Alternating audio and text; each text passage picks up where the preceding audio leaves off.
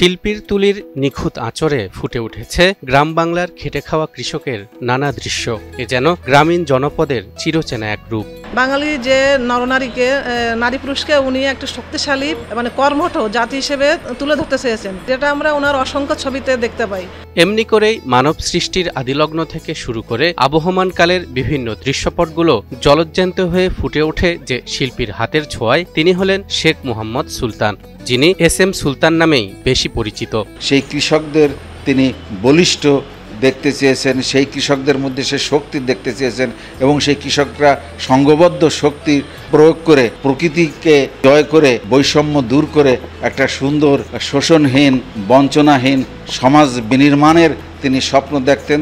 তাই তার তুলির আঁচড়ে বারবার এই মানুষগুলো, তার প্রত্যেকটা চিত্রেই মানুষের উপস্থিতি ছিল। ইতিহাস থেকে জানা যায় তিনিই প্রথম এশিয়ান যার আঁকা ছবি পাবলো পিকাসো, সালভাদর দালির মতো বিশ্ববিখ্যাত চিত্রশিল্পীদের চিত্রকর্মের সঙ্গে প্রদর্শনীতে স্থান পেয়েছিল। কে জানত রাজমিস্ত্রি মেসের আলী ও মাজু বিবির ঘরে জন্ম নেয়া লাল মিয়াই একদিন বিখ্যাত চিত্রশিল্পী হয়ে বিশ্বকে তাক লাগিয়ে দিবে আর জাতির জন্য বয়ে আনবে অফুরন্ত সম্মান।